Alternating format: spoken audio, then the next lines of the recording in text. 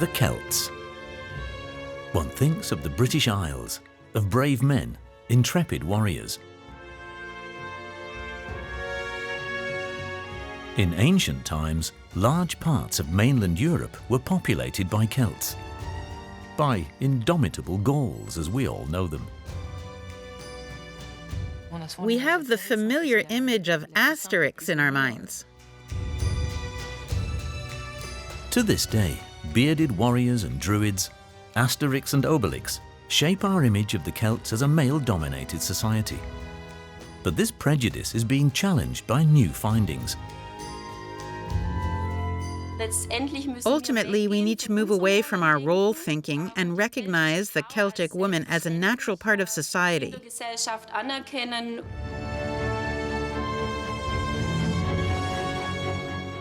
More than 2,000 years before Simone de Beauvoir, the Celts had women at the head of their society. They shaped the destiny of their community.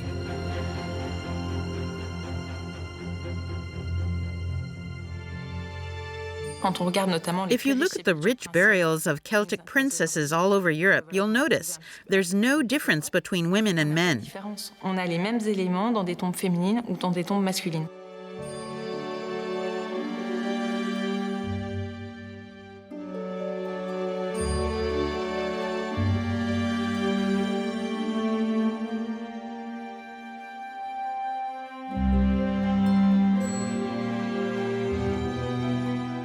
In southern Germany, on the banks of the Danube, lies an early Celtic settlement hub, the Heuneburg, the first city north of the Alps.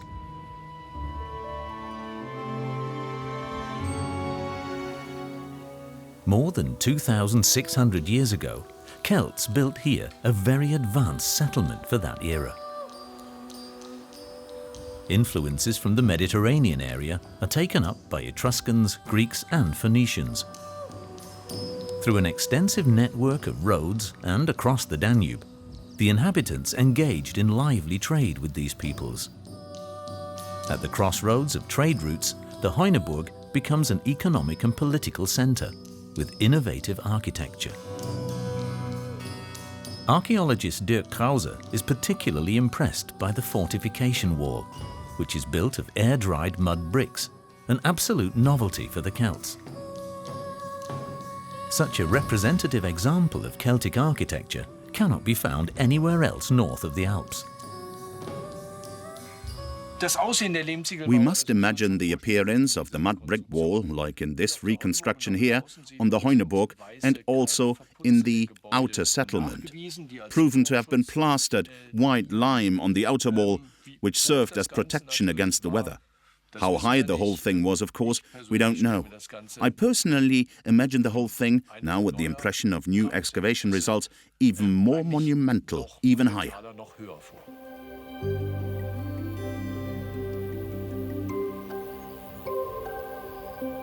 The Heuneburg is located on the upper reaches of the Danube.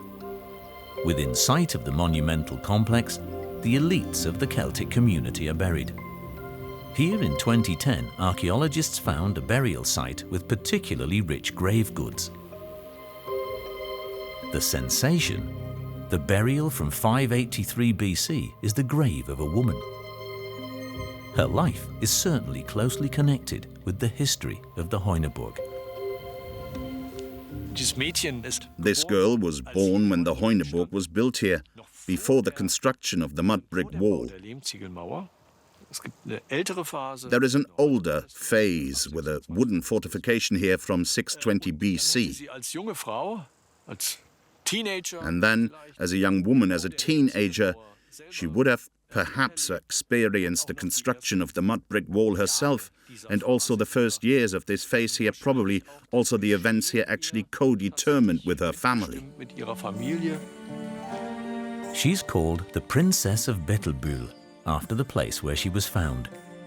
This influential woman shakes conventional ideas about the Celts as a male society.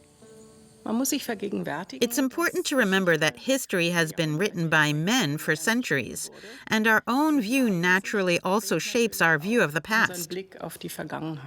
Mostly the first archaeologists were men, for whom men were the measure of things. They transferred their own thinking and that of the society of the time to the ancient civilizations. An archaeologist from the 1950s projected the image of women of his time onto the early civilizations. One of the strongest indications of the position of power of the Princess of Bettelbühl, she was a horsewoman.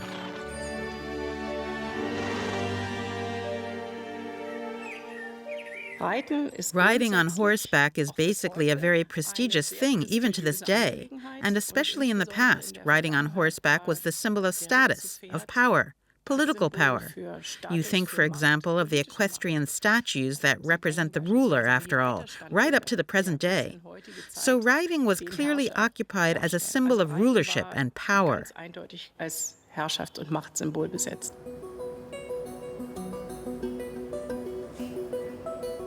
In the tomb of the princess, there were various grave goods for horse riding. Among them was an elaborate rattle made of boar's teeth with bronze bells, which was presumably attached to the horse's mane and loudly accompanied the rider's performance. The reconstruction gives an impression of the former splendor.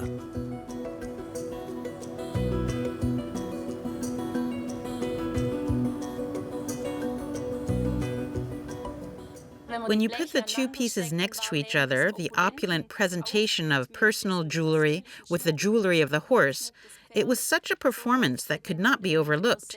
It served to represent an elite status to the outside at the same time.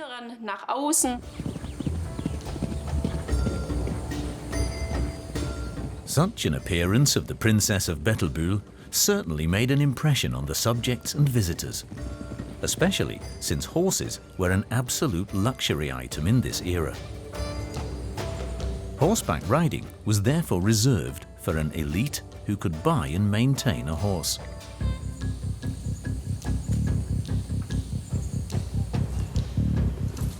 An extremely rare burial object is a bronze forehead armor for a horse.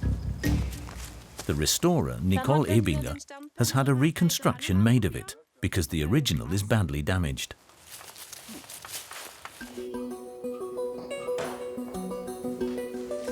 The bronze sheet with the stylized circular eyes lay so crushed on the wooden beams of the burial chamber floor that its function could hardly be discerned. Only the computer tomograph could reveal the original shape of the piece. Nicole Ebinger recognized from a small detail what the object was once intended for.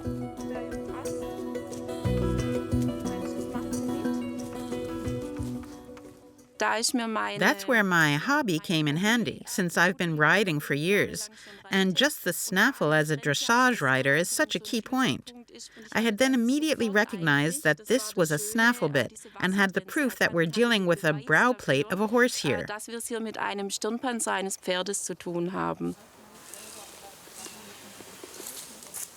Nicole Ebinger wants to find out more about the size and shape of the princess's horse with the reconstructed forehead armor.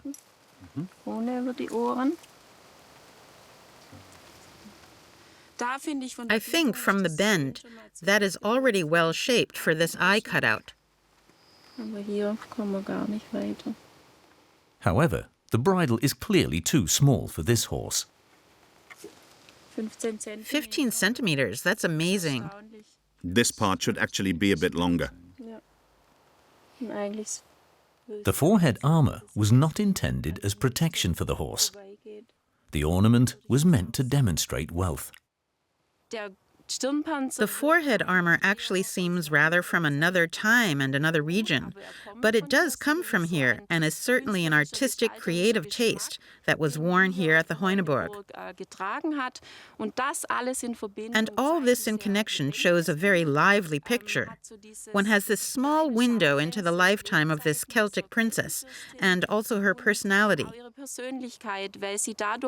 The actual value that an object holds for an individual is shown when it is optimized, worn, carried again and again, perhaps also repaired at times.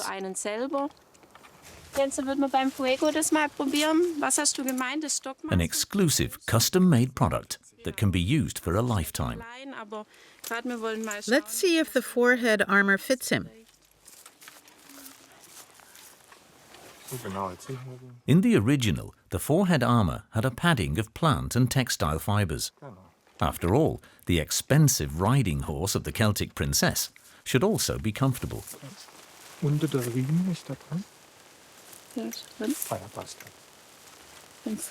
It's not so bad at the pole, but it's also a bit too big.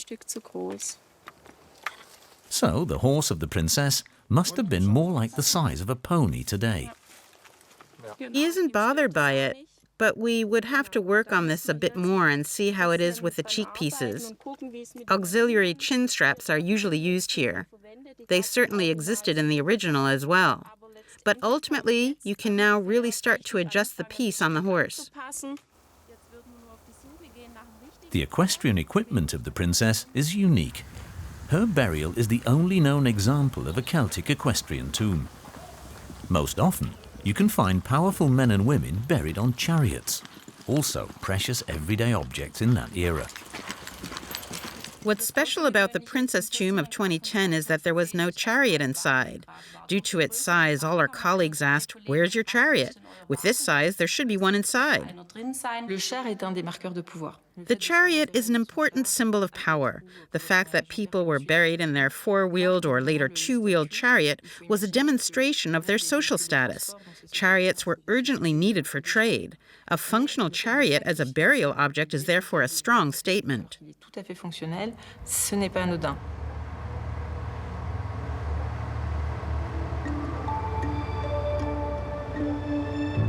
In 2020, Nicole Ebinger excavated a new grave that was only a few meters away from the equestrian grave, an elaborate operation.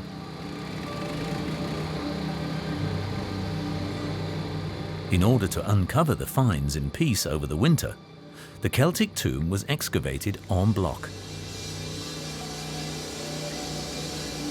A civil engineering company drove pipes under the grave floor and shuttered the earth block, which was then transported away in its entirety on a truck. Thus, the finds were also safe from potential grave robbers, a constant threat to archaeology because grave robbers destroy the contents of the finds.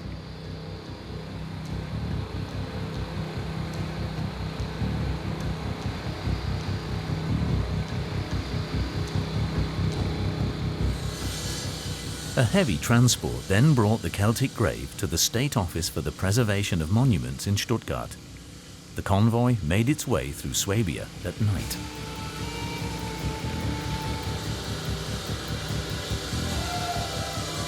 At the State Office, Nicole Ebinger and her team were able to explore the block millimetre by millimetre over the next few months. In the process, a significant difference to the grave from Bettelbühl became apparent early on. We found 2 bronze fittings in the burial chamber, cast bronze fittings that we assigned to a part of a chariot. So the objects made of wood are made of different woods as well, like ash, oak, and linden, for example, which speak for these chariots as well. So we have here remains of a chariot body in the burial chamber.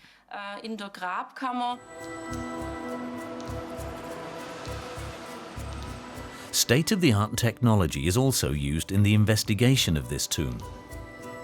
Parts of the block salvage are scanned in the computer tomograph.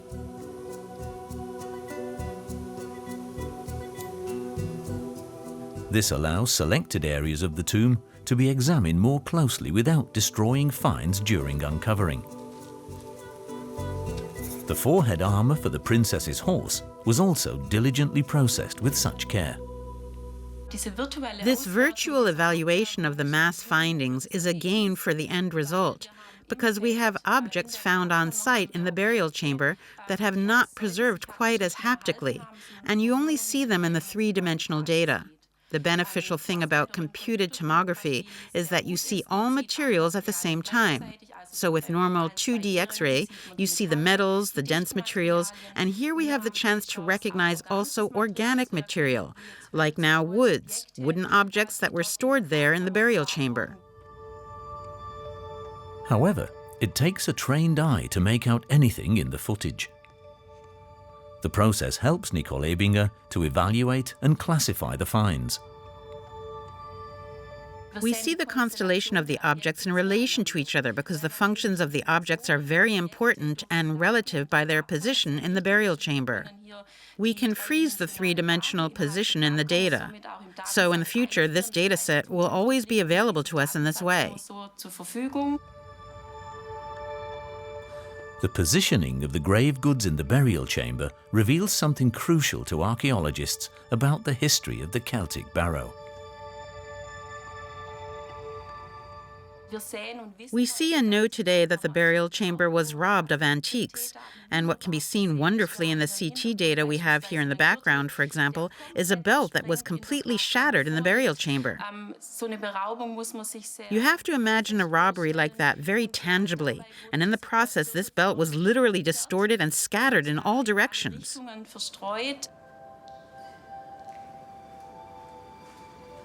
A stroke of luck for the archaeologists. An almost identical belt had been found intact in the princess grave from Bettelbühl. This is the only way they can identify the small metal pieces in the new grave as a belt at all.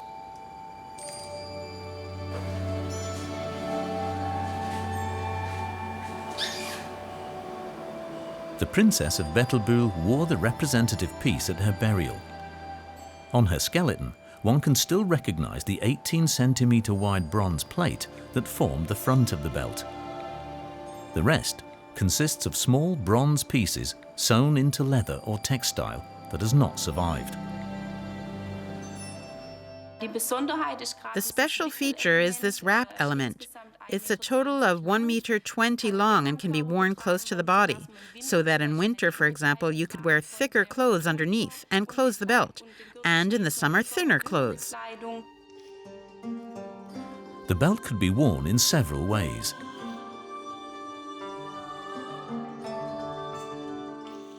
We've got a piece that was given to someone. How would it be worn? And how would I make it work for me personally? And you see that very nicely in this piece.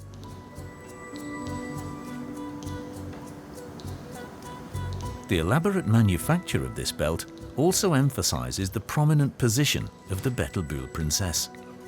Just like the rich gold jewelry her family gave her for her journey to the afterlife.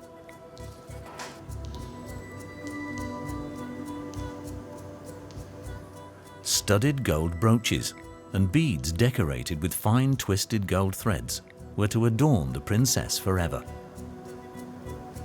For the Celtic societies of that time, these were great riches. Giving them away at the grave shows the enormous veneration of the inhabitants of the Heuneburg for the deceased. Women have access to the same positions of power as men, without that in itself being a problem.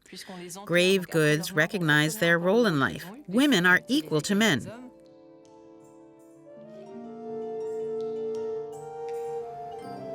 But the jewelry also testifies to great craftsmanship. The Celtic goldsmiths must have been masters of their trade.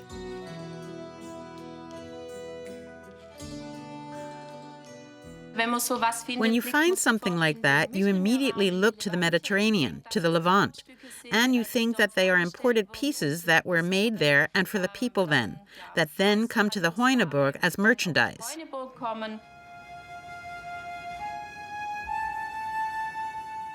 The finesse of this craftsmanship is unparalleled north of the Alps. There are no comparable pieces from this area dating back to the 7th century BC.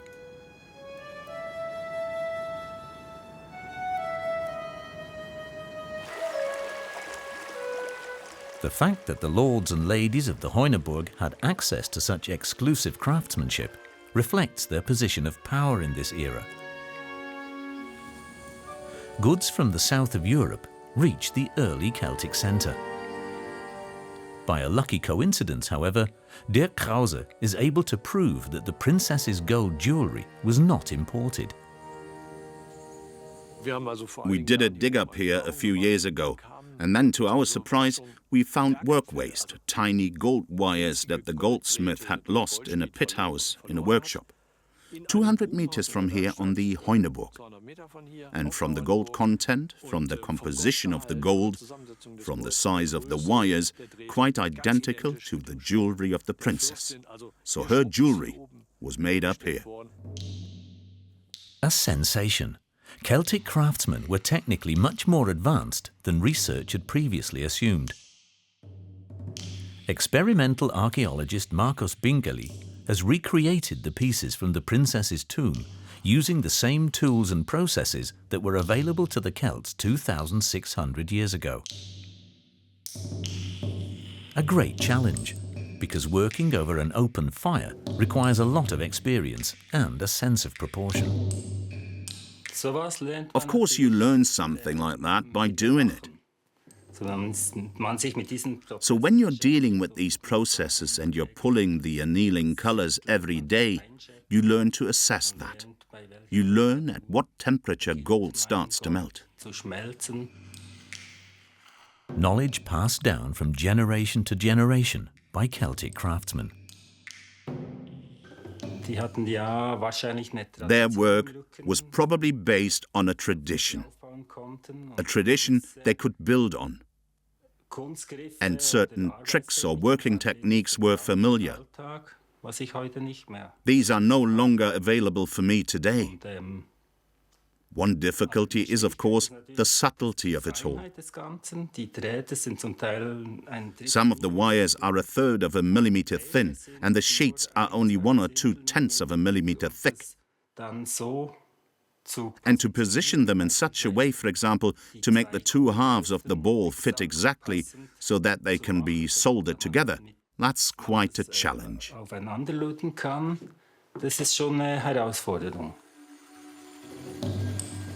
As an experimental archaeologist and goldsmith, Markus Bingeli has been recreating pieces of ancient and Celtic goldsmithing for decades.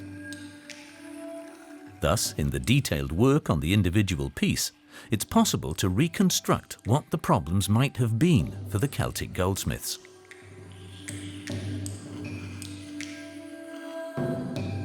In addition to technical difficulties, the artistic processing of the gold ingot is an enormous challenge.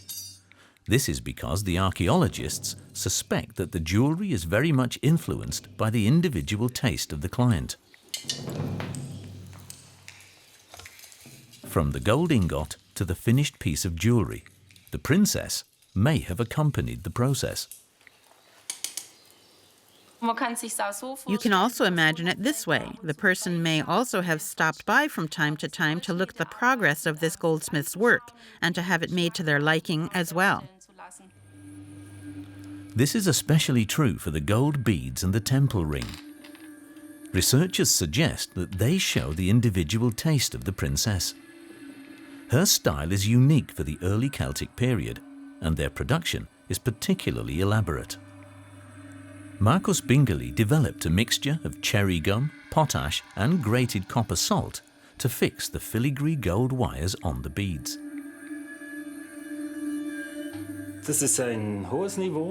It's a high level.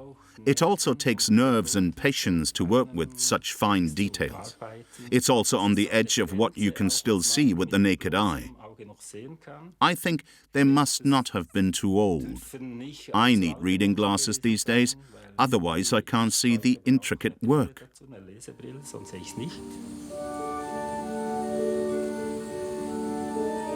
In his workshop near Bern, Bingeli has collected or made his own tools over the years for the production of the Celtic jewellery. For the princess's jewellery, he made matching custom punches to recreate the decorations.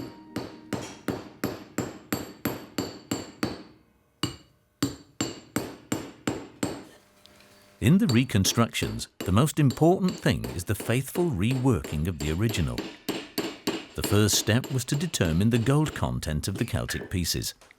For the majority of the princess jewellery, it is over 80%.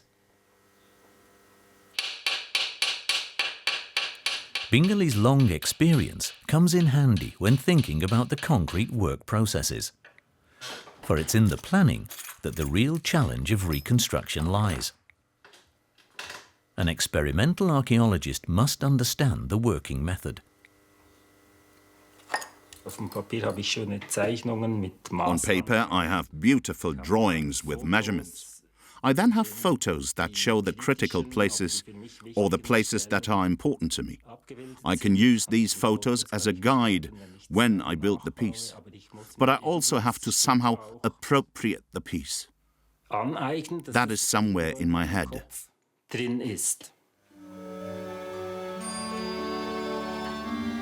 Marcus Bingerly works on one gold tube bead for about 1 day.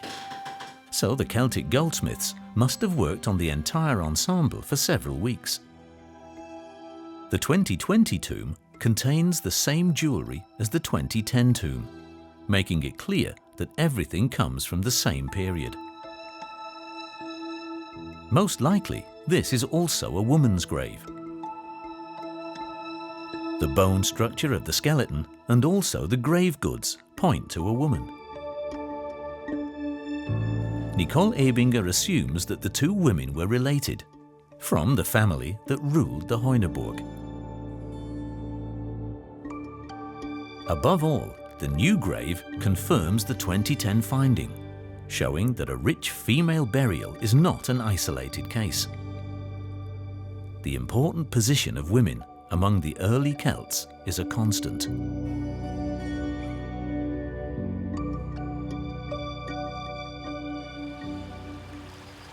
This position is also based on how rulership is inherited among the Celts. In fact, the inheritance is passed on through the female line of kinship. For the Celts, succession is matrilineal.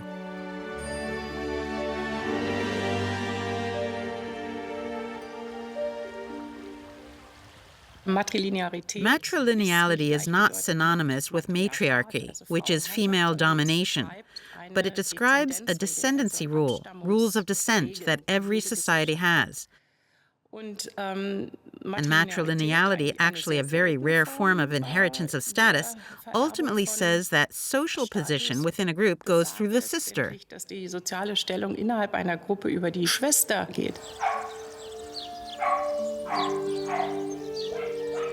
A Celtic prince bequeaths his dominion to his sister's sons. A woman is thus the crucial link between the old and the new rulers.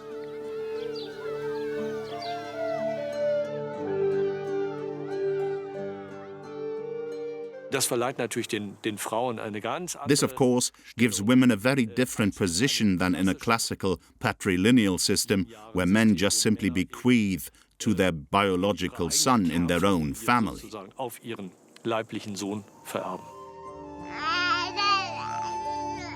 In addition to DNA evidence, there's also written evidence and archaeological evidence for this inheritance.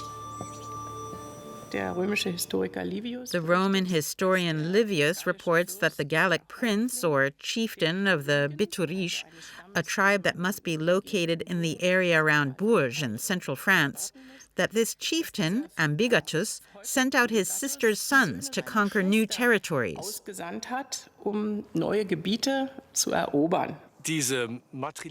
matrilineality is reflected in the grave finds where we often have burial mounds with multiple burials in them. With a primary burial, that is, first burial in the center, and then with secondary burials. And the first burials are very often women who are obviously at the core of these social associations, these families. The grave of the Princess of Bettelbühl is also located in the center of a burial ground, an indication that also the lords of the Heuneburg could have passed on their rule via the sister. Her family rules over several thousand subjects, well over 1,000 of whom live within the castle walls alone. In the densely built settlement, craftsmen such as bakers, potters and blacksmiths have their houses. They are highly developed specialists, as findings confirm. For example, the oldest pottery north of the Alps, made on a potter's wheel, was found at Heuneburg. In contrast, little is known about the everyday life of the Heuneburg inhabitants. What is clear, however, is that a lively urban population gathered within its walls, maintaining long-distance trade relations with Italy, France and the Baltic Sea via road networks and the Danube. The Heuneburg represents a trade hub especially for the amber trade. Like furs, amber comes from the Baltic Sea and is exchanged here for wine from the Mediterranean. At the gates of the Heuneburg lies an outlying settlement with numerous farmsteads, rural economic units run by women. We assume that these farmsteads were actually inhabited by families, that is, between 5 and 7 people lived in one farmstead, and we assume that there were about 500 farmstead. That brings us to 3,500 people.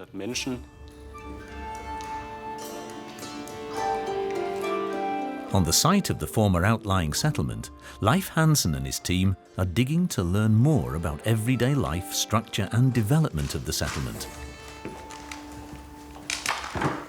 The sparsely populated outlying settlement is a kind of compromise between rural farm life and urban life, and the only example of such an early Celtic suburb. Otherwise, Celtic farmsteads lay isolated and unprotected across the landscape. The fields to the farms run by women were probably located outside the settlement. However, the current excavation proves that in addition to agricultural activity, there were also craftsmen with their workshops here. On the one hand, we also found tool debris, that is, finds of oil shale that had been used for jewelry making. This means that there were also workshops in the area. And on the other hand, the quality of the finds shows that some of them are really painted ceramics. This is not an everyday commodity, so even higher-ranking wealthy people have lived here.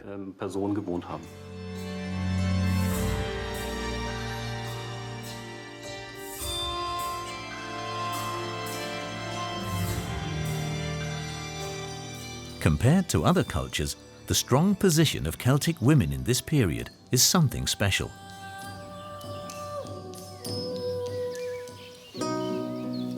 Rome was founded at about the same time as the Heuneburg, but the Roman women submitted to their husbands in everything. The Athenian women were also bound to house and hearth and are subordinate to their husbands. The women of the Etruscans occupy a different position in the society of their peoples. Etruscan grave paintings prove this. Women had a strong position over men there. Is that a coincidence?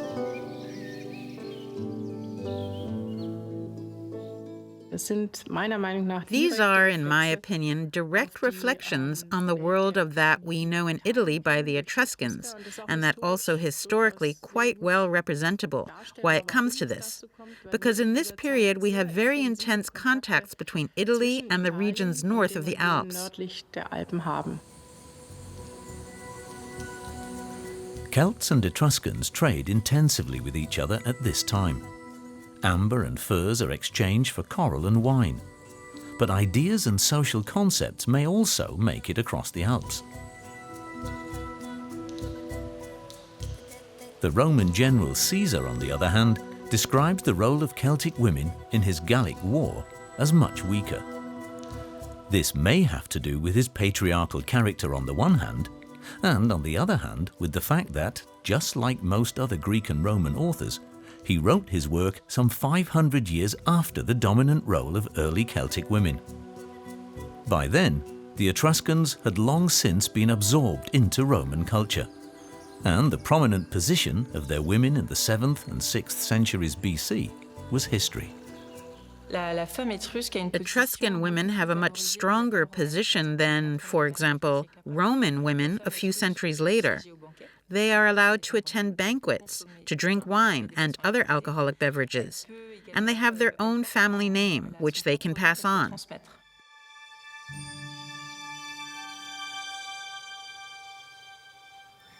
Whether the Celtic women could also pass on their names, we do not know. Because the early Celts have left us nothing in writing, we depend solely on archaeological finds, and these are not always clear.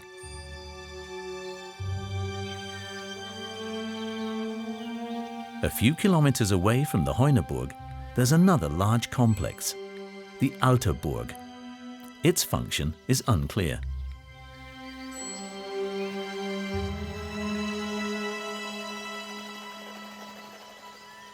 Eight kilometers away from the Heuneburg, the Alterberg lies on a rocky plateau in the Swabian Alp. It poses a riddle to researchers. Today its remains are overgrown by forest and trees. Its former shape can scarcely be guessed. The mountain spur is 340 meters long and 60 meters wide, and was completely hewn and shaped by man in the 7th century BC. The terraced plateau is the result of extensive earthwork and quarrying. But why did the Heuneburg community, which reached here via a wide road, go to such lengths? Dirk Krause wanted to find answers to this question with excavations from 2021. It's not a normal settlement. We have done extensive excavations here. There are no house foundations or foundations of buildings. There's also no water up here, so it's actually unsuitable for a fortification for a castle. And there was no need to go to such lengths. More suitable sites could have been found. Therefore, we assume that it's something special. And the only explanation that one comes up here is with a cult place, with a ritual place, with a meeting place. This unique stone architecture is the oldest in the Celtic area. This is all built very representatively, and there are no comparisons north of the Alps. The only thing we know from the entire antiquity, which corresponds in dimensions and shape, are race courses, are hippodromes, Greek hippodromes, for example in Olympia.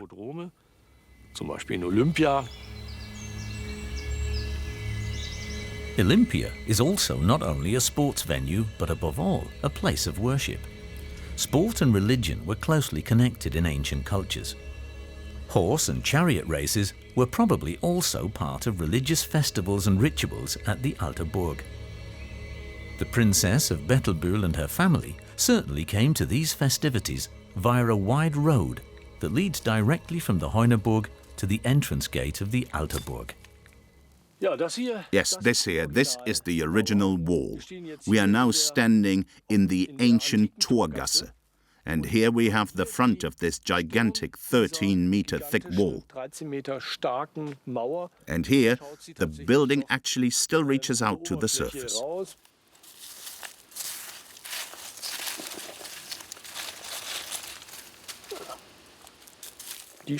These stones could also be seen 2,600 years ago when you drove up here with the wagon.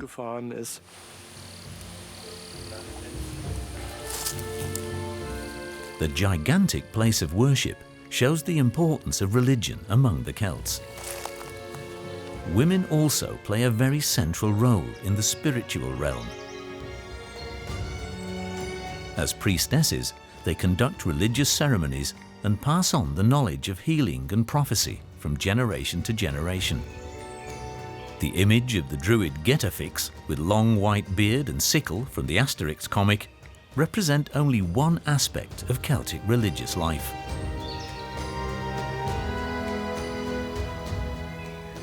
One can also bring archaeological evidence into the field that women have provided religious tasks, were active as a priestess, or have practiced prophecy as a seer.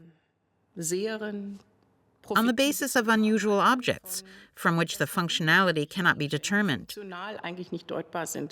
Fossils, animal teeth, stones.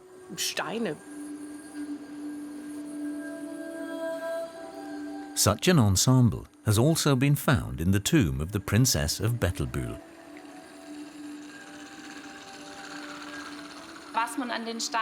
What you see in the stones when you take them in your hand is that they were also taken in the hand and used and had also filled a function. This rock crystal has something mystical. Amber was also in this ensemble, which still plays a big role for us today.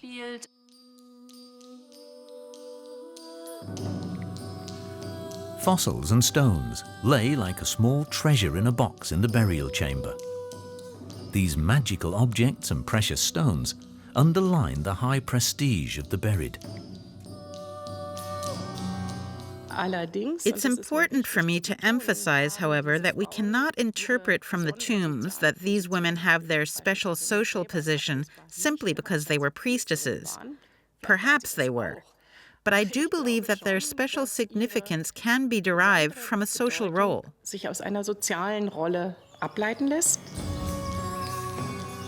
Again and again in the past, richly furnished Celtic women's graves in Europe were interpreted as burials of priestesses.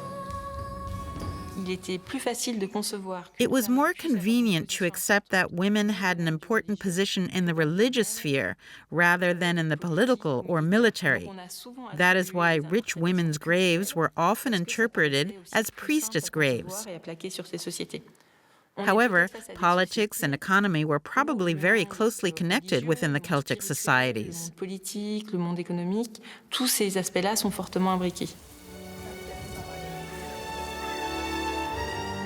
This is also the case in the Celtic settlement area in the French Burgundy.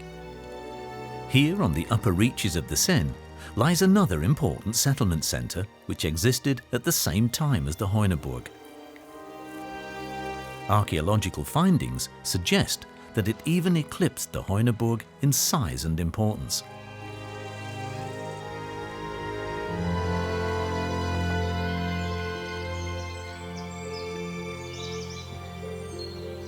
It's an early Celtic settlement on Mont-la-Soie near the village of Vix.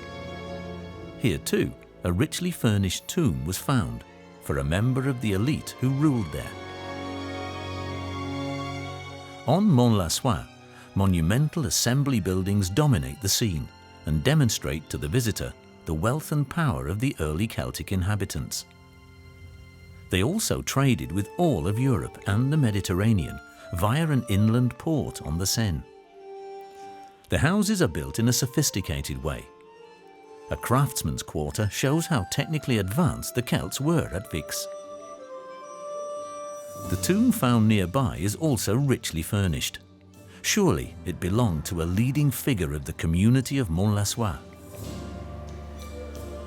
The most famous burial object is the crater of Vix, a huge, richly decorated bronze vessel, the largest that has survived from antiquity.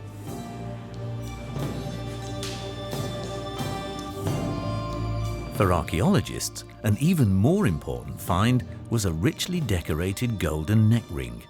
Such a torque is the badge of rulership par excellence among the Celts. All the more astonishing, a woman is buried in Vix, clearly marked as a ruler by the torque. The importance of women is increasing. The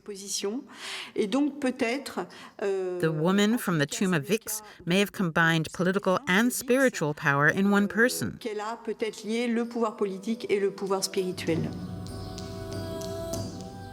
The talk proves that this is not simply the tomb of a priestess.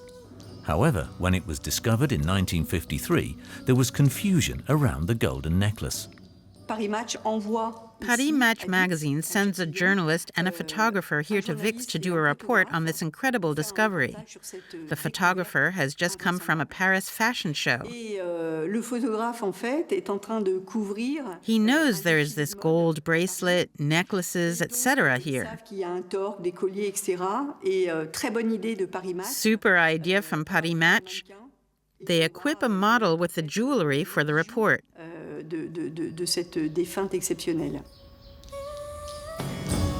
The torque becomes a kind of headdress, similar to a tiara.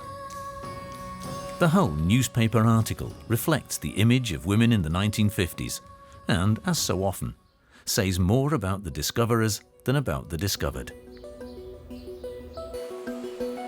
In the reconstructed burial chamber, on the other hand, it becomes clear that the interred is not a fairy tale princess, but a powerful ruler. With a chariot as a status symbol and other rich grave goods, the community wanted to honor their princess at the burial around 500 BC and thus give her a dignified farewell.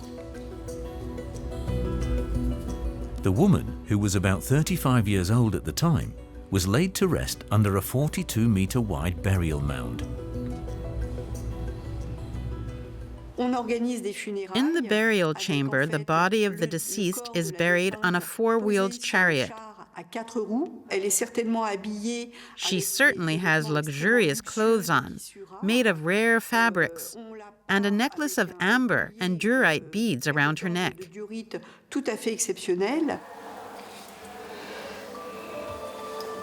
Even the fittings of the chariot that was to take the princess to the realm of the dead were of the most exquisite quality. Elaborate bronze work also shows the skill of the Celtic blacksmiths in the region we now know as France. However, the crater of Vix towers above everything. This magnificent vessel is 1.64 meters high and weighs 208 kilograms. Its decorations suggest that it came from a Greek colony in southern Italy. There, such bronze vessels were used for mixing water and wine. But how did the mixing vessel get to the distant Mont-la-Soie?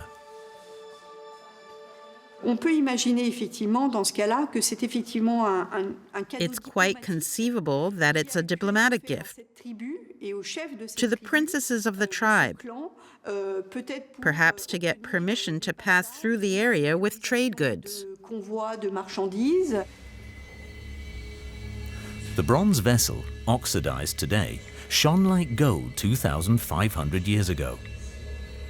The figural frieze reveals the mastery of the Greek craftsmen. The imposing gift must have made a great impression on the Celtic community of Vix and on their mistress. But on closer inspection, Catherine Monet noticed a discrepancy. Aesthetically, the handles do not match the frieze. You can't name it clearly, but it catches the eye. Therefore, I would say that we are dealing with an object composed of two parts.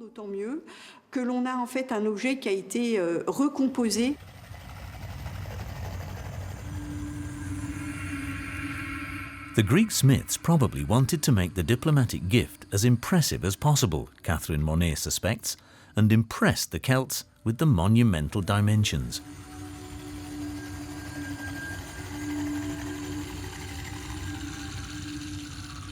Today, the crater of Vix testifies to the importance of the Celtic settlement, but above all, to the power of the women at the top. There's no longer any question of a male-dominated Celtic society.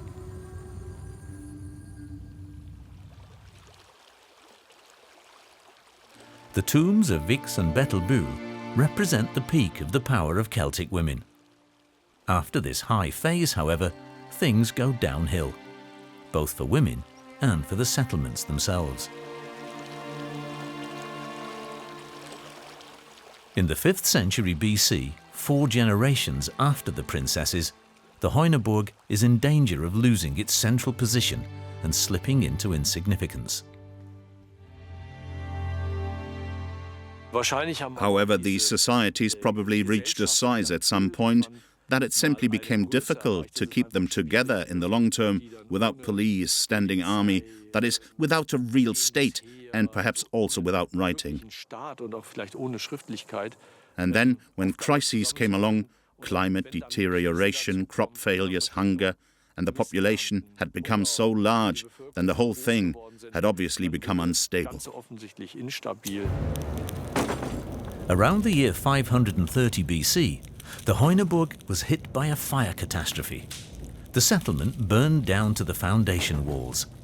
The unique mud brick wall was destroyed. What caused the fire is unclear. After that, the Heuneburg was rebuilt, but the masonry fortifications were replaced by simple earthen ramparts and wooden buildings. The castle hill was built less densely, But soon after, the settlement was completely abandoned. The early Celtic centres of power, these princely seats, are all relatively short-lived. Partly they exist, like the Glauberg, only 2 generations. And the Heuneburg from 620 to 460 BC.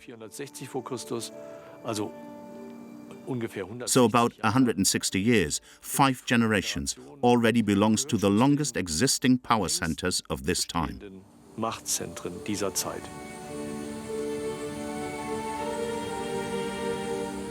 For the centuries after this era, graves of women indicating a high social position have not been discovered in the Celtic region so far. It quite looks as if men increasingly occupied the positions of power. Did the heyday of Celtic princesses end after only a few generations? What remains are impressive grave goods that testify to their former power and importance. They show the Celts were anything but backward.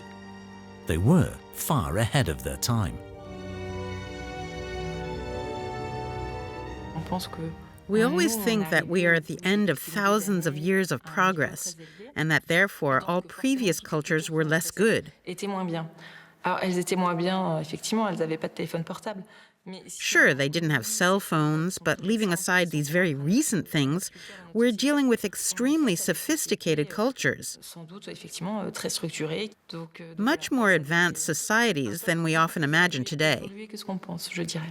Also regarding the position of women at the top of society.